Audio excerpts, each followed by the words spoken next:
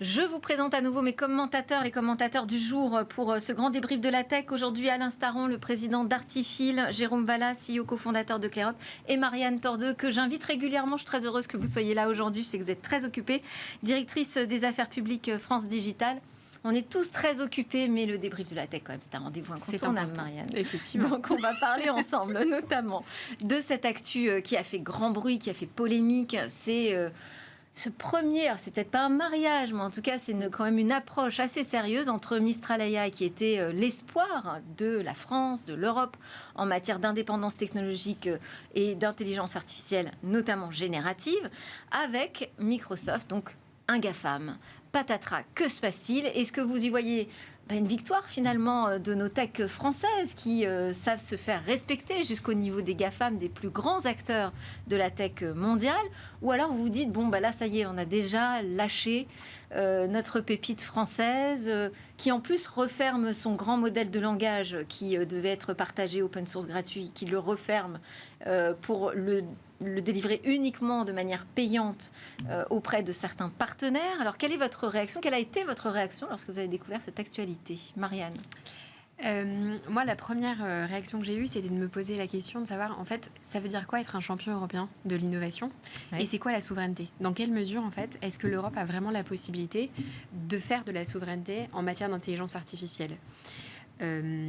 La réponse, manifestement, c'est qu'on a toujours besoin d'acteurs étrangers pour pouvoir aller sur des marchés. Parce que ce partenariat stratégique, nous, on a interrogé une 50aine de startups pour faire une étude qui sort ce lundi et qui, justement, va permettre, ce qui est une réponse à une demande de la Commission européenne sur la concurrence et l'IA générative, comment l'Europe peut s'en sortir. Et donc, du coup, la question, c'est comment est-ce qu'on peut s'en sortir? Et avec Microsoft, finalement, ils avaient besoin...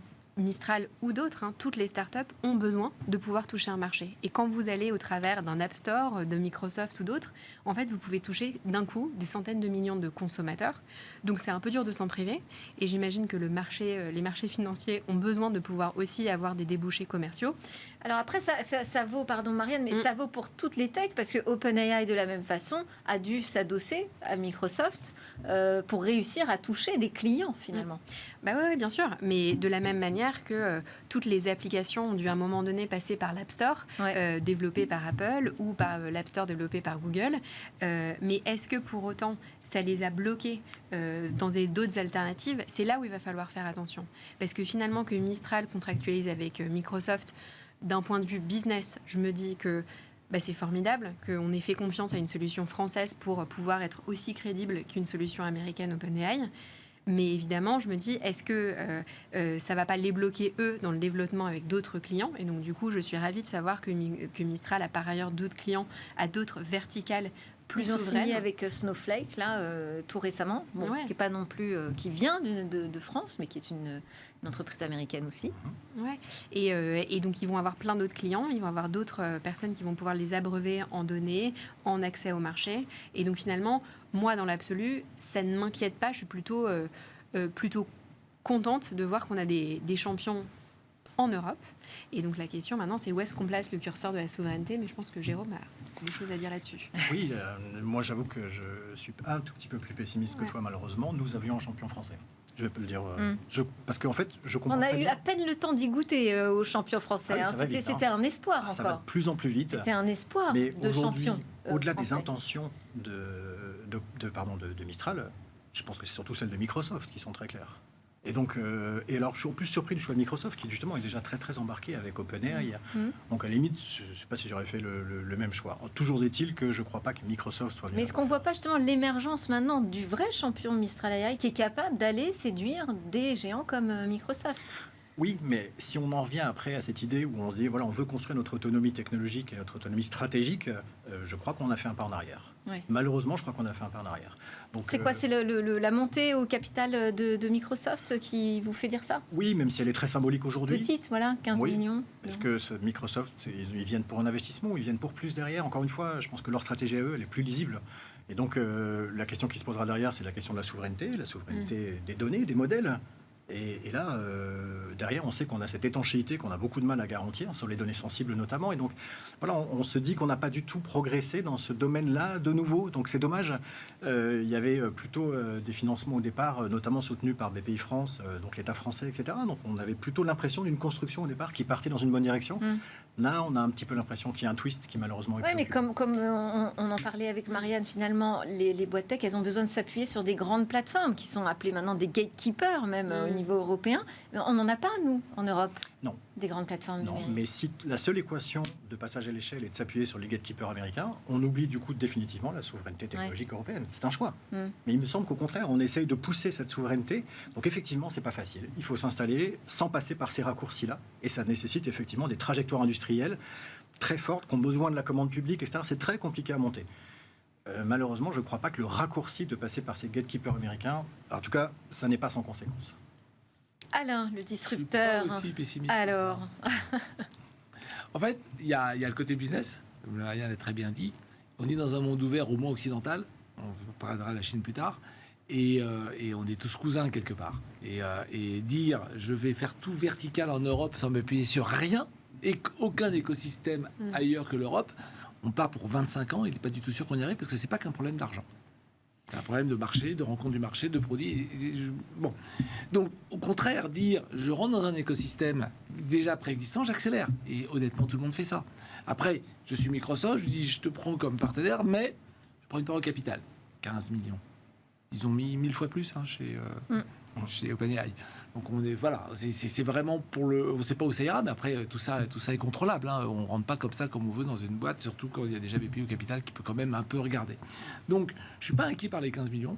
Je suis plutôt content de voir qu'il y a Microsoft, comme vous dites, Microsoft qui les choisit quelque part pour les mettre à son catalogue. Ça me va très bien d'avoir OpenAI et Mistral. Ils sont pas exactement concurrents. Donc, je trouve plutôt très fort de la part de Microsoft de choisir les deux. Microsoft est en train de devenir un acteur incontournable aujourd'hui pour les entreprises qui veulent avoir ou adopter des solutions d'intelligence artificielle. Et après, la chance qu'on a, c'est le DMA. C'est le DMA qui fait qu'on évitera à Mistral AI de se faire bouffer complètement par Microsoft, parce que le DMA protège les intérêts de chacun dans la chaîne. Alors, je sais pas. On en parle tout à l'heure. Mais... En fait, il faut pas que le signal envoyé par cette opération-là décourage les Européens de se dire qu'ils n'y arriveront jamais. En fait, la chaîne de valeur, il y a des puces électroniques, des data centers, des réseaux. À un moment donné, il y a des LLM comme Mistral. Ensuite, il y a des modèles d'intégration dans tout ça. Il y a des clouds et il y a des applications. En fait, nous, Mistral, c'était un LLM. Donc, c'était un petit élément dans la chaîne de valeur. Oui, l'Europe n'est pas présente sur tous les aspects, mais on a parfois des monopoles. Je pense à une boîte néerlandaise qui contrôle une partie de la chaîne de valeur en infrastructure. On n'a pas d'équivalent ailleurs dans le monde. Donc en fait, finalement, on a quelques champions, mais cette boîte-là, elle a besoin de pouvoir vendre sa technologie à d'autres, etc. Donc en fait, moi, ce que je veux, c'est que finalement, cette opération soit presque un moment où on va se dire, bon bah, finalement, oui, on a ouvert le capital ailleurs que à des non-européens, mais de toute façon, ça n'a pas commencé avec Microsoft, ça avait commencé avant, parce qu'ils avaient quand même levé 385 millions d'euros, notamment avec des Américains, mais parce que finalement, en Europe, on n'a pas encore assez de fonds qui sont en capacité de mettre ce genre de ticket, parce que ça demande énormément d'argent de développer un LLM, donc il y a encore plein de choses à faire, justement, que ce soit en réglementaire, mais surtout en financement de l'écosystème, en commande publique, en commande privée, pour faire émerger cette chaîne de valeur. Donc c'est là où je ne suis pas naïve, mais c'est d'une telle complexité, sur mon absence de souveraineté, etc. Mais je me dis que c'est tellement complexe qu'il faut essayer de tirer le parti du positif, quoi. Après, je suis d'accord qu'en fait, c'est une forte désillusion, parce qu'on avait beaucoup misé, on s'était dit, oh là, on tient quelque chose d'un peu exceptionnel. Voilà. Une entreprise qui était capable de construire un grand modèle de langage en un temps record, parce que Mistral AI date de 2023. En plus sur un modèle open source, donc une vraie alternative par rapport à ce qui est proposé par les Américains. On s'est un peu battu quand même au niveau réglementaire et sur la discussion de l'AI Act pour dire qu'attention, il ne fallait pas brider l'innovation parce que nous aussi on a nos champions à faire grandir.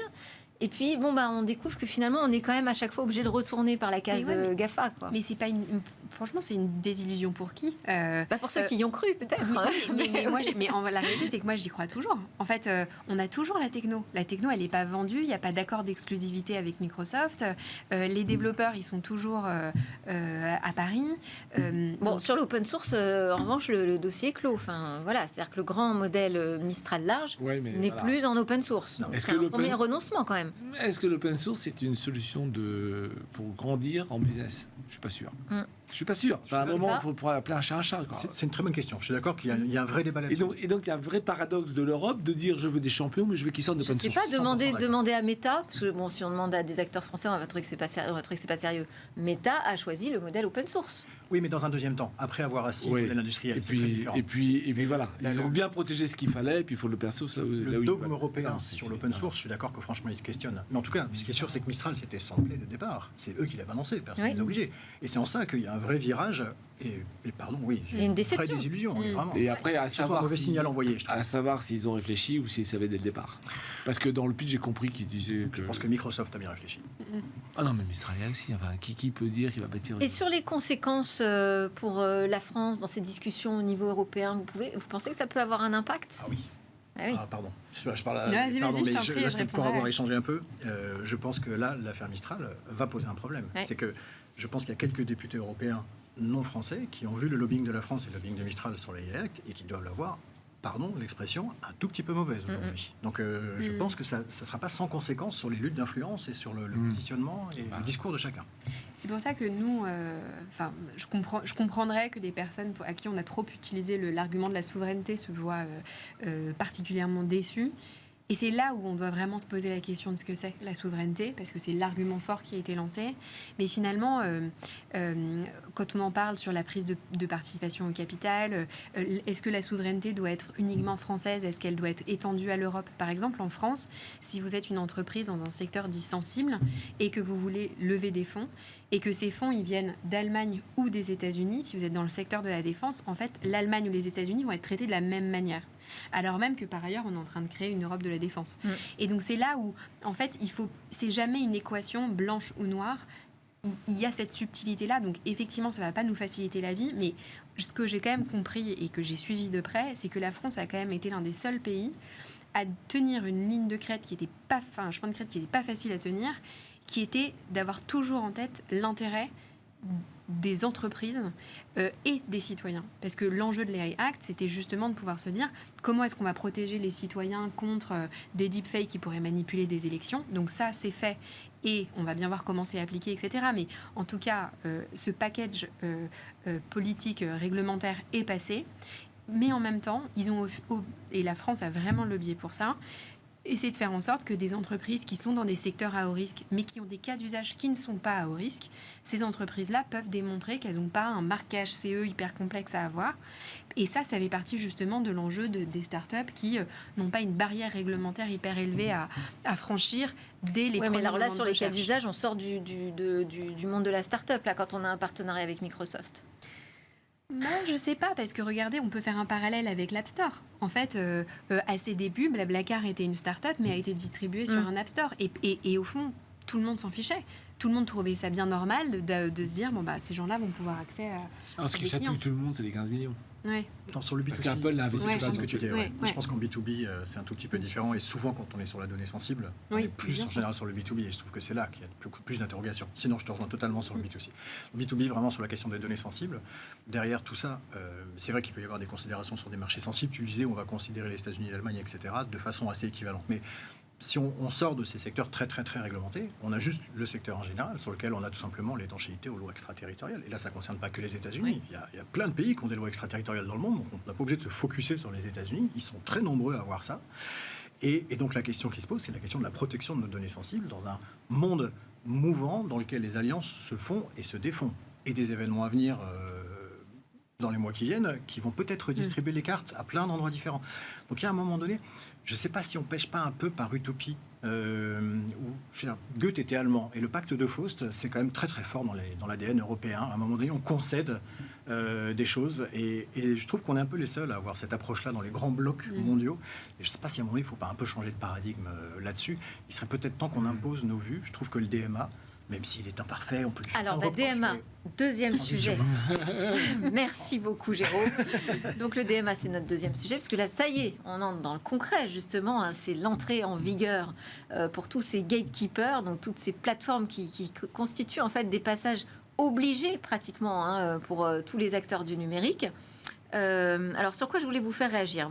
D'abord sur deux choses. Est-ce qu'il vous semble que ce texte aujourd'hui répond aux principales problématiques dans ce domaine pour lutter contre les situations monopolistiques? Et est-ce que vous pensez que ça peut avoir un effet très concret sur le marché, de redistribuer un peu les cartes?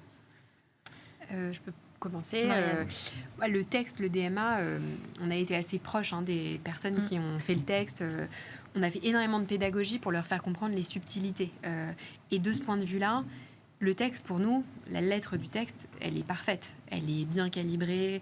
On voit que la manière dont on définit un contrôleur d'accès, un gatekeeper, c'est une bonne définition. On voit que c'est un texte qui va pouvoir vivre sur d'autres technologies. C'est-à-dire que là, quand la Commission européenne ou l'autorité de la concurrence en France pose la question de savoir comment ça se passe, la concurrence et l'IA générative, ils ont bien en tête de se dire, est-ce que le DMA va permettre de pouvoir aussi appréhender l'IA générative? Donc finalement, c'est un texte qui pourra vivre dans le temps. Maintenant, la question de savoir est-ce que concrètement ça va permettre de faire changer des états d'esprit. Parce que c'est un peu l'objectif quand même, non? C'est ça, exactement. Là, quand on voit les plans de mise en conformité d'Apple, de Google, etc., j'ai un peu du mal à croire que ça va changer les choses dès le 7 mais alors, mars. j'ai envie de dire, mais alors, tout ça pour ça? Alors, pour une fois, je vais être plus positif. que Allez, vous. vas-y. Plus optimiste. Moi, je trouve qu'il ne faut pas attendre monts et merveilles du jour au lendemain. Il y a beaucoup de symboles et il y a beaucoup de mouvements derrière ça. Je trouve qu'on vient de poser une première brique qui est extrêmement intéressante. L'amende d'Apple, je sais qu'on y reviendra aussi un peu après, elle est aussi Oui, ça très fait intéressante partie du là-dessus. sujet. On est, Pour moi, on est sur ouais. l'anticoncurrence de manière générale, on est sur empêcher ces monopoles de phagocyter des marchés complets et de tuer toute initiative concurrence. Tout va pas être parfait dès le premier jour et le sujet va devoir être complété, investigué. La jurisprudence sera très importante. Sur ces textes anti-concurrence, ce qui va être très important, c'est les premières jurisprudences qui sortiront dans quelques années. Mais on est quand même sur une vraie régulation qui va commencer quand même un petit peu à mettre tout le monde dans la bonne direction. Parce qu'on avait déjà des textes sur la concurrence, mais alors, C'est pas adapté au quelle numérique. lenteur pour les faire appliquer. Alors justement, on parle de l'amende d'Apple imposée pour abus de position dominante sur le marché du streaming musical, 1,8 milliard d'euros, c'est quand même pas rien. Mais c'est pas une affaire qui date du DMA, on est d'accord, hein. Non, ça a bien commencé avant. Donc, est-ce qu'on avait besoin de règles supplémentaires, de contraintes supplémentaires, de textes juridiques parfois compliqués justement à appliquer pour faire avancer les choses? Moi, je crois que c'est la première fois qu'on casse l'écosystème, réglementairement. C'est-à-dire qu'on dit, votre verticalité, vous êtes obligé de l'ouvrir à plein d'étages. C'est la première fois. C'est compliqué, c'est pas facile à mettre en œuvre, mais ça ouvre une brèche. C'est-à-dire d'imposer l'interopérabilité, Oui, par interopérabilité, exemple, sur les messageries. qu'on doit accepter d'autres moyens de paiement, d'autres wallets, enfin, le moteur de recherche peut changer, l'email peut aussi changer, enfin voilà. Même le navigateur, enfin, on va beaucoup plus loin que là on n'a jamais été. Et donc on ouvre le fait que c'est possible. Et que le législateur va s'assurer qu'il n'y a pas de privilège assuré à la verticale initiale. Bien. Après, il faut s'en saisir. C'est ce que vous disiez. Ça va prendre du temps. On ne va pas instantanément commencer à construire autre chose. Il faut s'en saisir. Et à mon avis, tous ces verticales réussissent parce qu'ils font des raccourcis intellectuels. Ils ne pensent pas à tout parce qu'ils disent, comme je suis vertical, je vais gagner parce que voilà. À partir du moment où il y a... C'est une forme d'innocence. Non, mais c'est bon, ouais. non, c'est contraire. Ils vont vite, ils tirent des avantages. Oui. Enfin, c'est Excel versus Lotus. Hein, ça date, nous ramène. Vous étiez peut-être pas nés, mais c'est. Non, mais voilà. je pense qu'ils y pensent très très sérieusement, moi, à chaque fois. Non, mais évidemment. Oui. Donc simplement là, on leur dit, et donc du coup, cette règle tombe. Donc il est possible de s'en sortir autrement. Maintenant, celui qui va gagner, c'est celui qui ira au bout de la liberté qui lui est offerte. Je ne sais pas encore comment. On prend une brique n'importe laquelle. Et on va, maintenant que cette brique est ouverte, elle est plus verticalisée, elle est ouverte, elle donne une liberté. Qui va s'en saisir pour faire quoi? Et ça peut renverser le château de sable. Hein. Ça peut diagonaliser. On peut, mais voilà, il faut que quelqu'un s'en saisisse. En tout cas, la loi l'autorise. Marianne, est-ce que vous voyez ces entreprises françaises là se dire il y a une fenêtre de tir, on peut réussir à accrocher des marchés auxquels on n'avait pas accès avant? Je pense que les entreprises françaises... J'ai pas senti, moi, cet opportunisme Non, encore. parce que c'est pas exactement ça. En fait, je pense que c'est surtout des entreprises qui se disent peut-être qu'enfin, il va y avoir des règles qui vont me permettre de ne pas me faire totalement avoir. Par exemple, je pense aux pratiques d'Apple. Et c'est là où moi j'ai encore un peu de scepticisme, parce que quand on voit leur plan de mise en conformité qu'ils ont présenté là, avant le 7 mars... Qui laisse pas vraiment de place finalement à la concurrence. Zéro place. Et puis surtout, en fait, pour moi je considère que c'est un affront à la Commission européenne, aux consommateurs et aux développeurs d'applications, parce que quand même, ils font tout ce qui est en leur pouvoir pour faire en sorte qu'il n'y ait aucun service alternatif à ceux d'Apple qui puisse se développer. C'est pas qu'ils vont interdire, comme ils le faisaient avant, d'installer des App Store alternatifs. Encore que là, Epic Games vient de se faire refuser un App Store alternatif. Mais dans l'absolu, peut-être qu'on va pouvoir télécharger sur son iPhone un App Store alternatif. Mais quand on a déjà payé 1 000 €, plus de 1 000 € en iPhone, et qu'on nous propose un service qui est un petit peu moins facile, où potentiellement les applications elles sont plus chères que dans un App Store développé par Apple, les consommateurs, ils vont évidemment aller choisir la solution la plus simple, etc. Normalement, le législateur doit faire attention à ça. Parce que c'est l'abus de... comment on appelle ça ? C'est de l'abus de position dominante ou de dépendance économique. Voilà. Ouais, bien sûr. Si quelqu'un trouve qu'il est moins bien traité que le cousin qui travaille dans la maison mère, il lève la main, il attend. Alors ça va être un combat long. Et ça va être long. Et sauf que mais ça, alors, est-ce qu'on a le temps ? C'est long, ça prend des années. Ouais. Est-ce qu'on a le temps ? Je vais vous poser la question à vous, Jérôme Balla. Est-ce que vous vous dites, là, avec le DMA, on a une carte à jouer ? Il y a des, oui, on a une carte il y a des marchés qui vont se libérer ? Oui, vraiment. On prend un exemple. On parlait de Microsoft tout à l'heure. Microsoft, effectivement, vertical pur et dur. Vous prenez toute la suite quand vous êtes une entreprise. Vous avez le mail, vous avez tous les serveurs de messagerie, vous avez la bureautique, etc. Vous avez même la visio, tout vient avec, etc.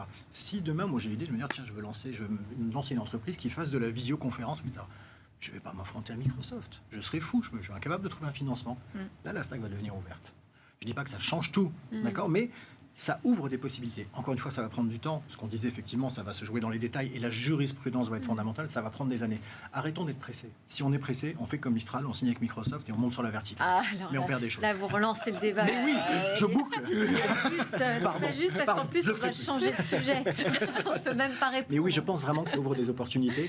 Et au-delà de ça, il y a, je trouve, 2 choses fondamentales. D'abord, l'Europe, maintenant, commence vraiment à mettre des règles et des amendes qui, là, pour le coup, sont très significatives. Et c'est le montant de l'amende qui fait que tout le monde respecte la réglementation ou pas. Donc là, ça rigole plus de ce côté-là. Apple en est la démonstration. Et surtout, ce qui est intéressant, il y a une catégorie d'acteurs qui sont concernés. Ce que je reproche souvent au Code du travail, c'est qu'on a tous le même. Et d'une petite PME à une ferme agricole à Total, je ne vois pas comment c'est possible. Et bien là, on a une réglementation qui vise particulièrement des acteurs, sans freiner l'innovation justement des acteurs de l'innovation de tous les marchés européens. Ça, je trouve que c'est une approche qui est extrêmement intéressante et qui est à reproduire. Alors, je vous avais dit qu'on aurait un invité à distance. Il s'appelle Marc Polman. Il est normalement connecté avec nous. Bonjour Marc. Avec vous, bonjour, je voulais qu'on aborde je veux dire, c'est pas une polémique, mais ça pourrait en devenir une quand même. C'est en fait Point de Contact, que vous connaissez sans doute, qui est un moyen citoyen de signaler des contenus illicites sur Internet, qui travaille main dans la main avec les autorités. Qui réussit cette prouesse en fait de faire cotiser l'ensemble, en tout cas les grands acteurs du numérique mondiaux pour lutter contre ces contenus illicites, avec aussi une subvention de l'État. Et puis là, d'un seul coup, sans explication, sans raison, cette subvention a été coupée et met en danger l'activité de Point de Contact. Est-ce que j'ai bien résumé, Marc Polman, pardon? Oui, exactement. C'est exactement ça. L'exécutif a mis plus de...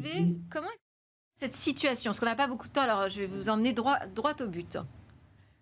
Oui, comment on est arrivé à cette situation, j'aurais du mal à l'expliquer.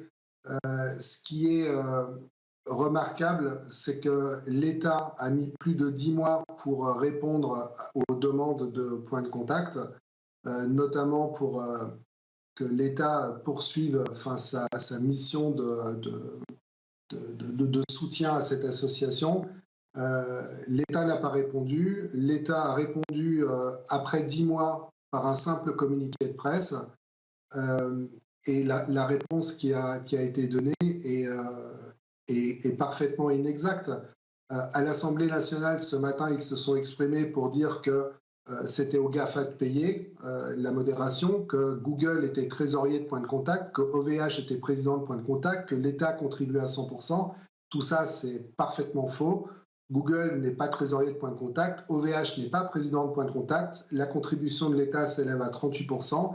La seule chose qui est vraie, c'est que l'exécutif a démontré qu'il se désengageait complètement de ce sujet de modération et que l'exécutif n'a pas payé sa part et laisse Point de Contact dans un état extrêmement difficile. Et alors, qu'est-ce que vous allez faire? Quelle est la suite? Quand on dit un état extrêmement difficile, on a évoqué la liquidation judiciaire. Est-ce qu'on en est là? Est-ce que l'activité va pouvoir continuer? Comment réagit Pharos, par exemple? Parce que Pharos, vous êtes le premier signaleur expert, je dirais, de Pharos. Donc, pour eux aussi, c'est tout un travail que vous menez en amont qui permet de retirer les contenus illicites de manière beaucoup plus efficace et rapide. Qu'est-ce qui va se passer, là, dans les jours qui viennent? Ce qui va se passer, c'est que, oui, Point de Contact est en position de liquidation. L'exécutif se désengage, mais la bonne nouvelle, c'est que nous, on va rien lâcher. Nous, chez Point de Contact, il nous reste une dose d'humanité et de l'éthique. Point de Contact a une mission de service public et on va poursuivre cette mission de service. Quand je dis nous, ce sont les citoyens français, c'est l'Europe, c'est la gendarmerie nationale, c'est la police nationale, ce sont nos sénateurs, nos députés, les grandes plateformes, les grands centres de données, les entrepreneurs de la tech. Il y a un certain nombre d'associations, notamment les associations de la protection de l'enfance. Eh bien, nous, aujourd'hui, on a peut-être un genou par terre chez Point de Contact, mais on va se remettre debout et on va poursuivre cette mission et œuvrer pour servir et offrir un Internet plus sûr à tous. Cette situation est absolument... elle n'est pas acceptable, en fait. Lorsqu'on approche des Jeux Olympiques, que le risque terroriste augmente, que l'exploitation des images de nos enfants pour créer du contenu pédocriminel augmente de manière significative. Aujourd'hui, ce sont 2,6 signalisations d'abus sexuels sur les enfants par seconde dans le monde. En France, on n'en est pas encore là, mais il y a quand même 36 196 signalisations qui sont traitées par Point de Contact. Internet devient une scène de crime. Les plateformes relaient tout un tas de cochonneries. Et on n'est plus protégé. L'État ne remplit pas sa mission. On n'est pas en train de parler de 1 million d'euros, on n'est pas en train de parler de 100 000 euros, on est en train de parler de 40 000 euros. Oui, l'État ne trouve pas aujourd'hui 40 000 euros pour aider Point de Contact et les citoyens. Et ce qui est incompréhensible, c'est de ne pas avoir d'explication. On est à la fin de ce... Je suis désolée, je ne vais pas pouvoir vous faire réagir. Et oui, mais on continuera d'en parler. Enfin, j'espère qu'on en parlera pour des bonnes nouvelles. Merci beaucoup, Marc Polman de Point de Contact. Et merci beaucoup également à vous, Alain Staron, Marianne Tordeux, Jérôme Valla. On se retrouve très vite. Bonne journée.